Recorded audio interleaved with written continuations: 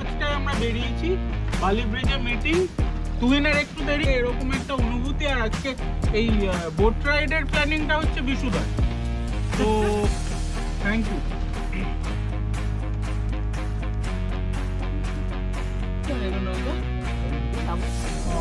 যাবো আসার সময় মাছ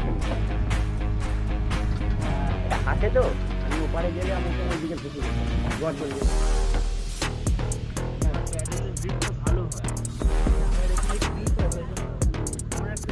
তো ওই যে যেটা আসছে জাহাজটা ওটা কোথা থেকে আসছে?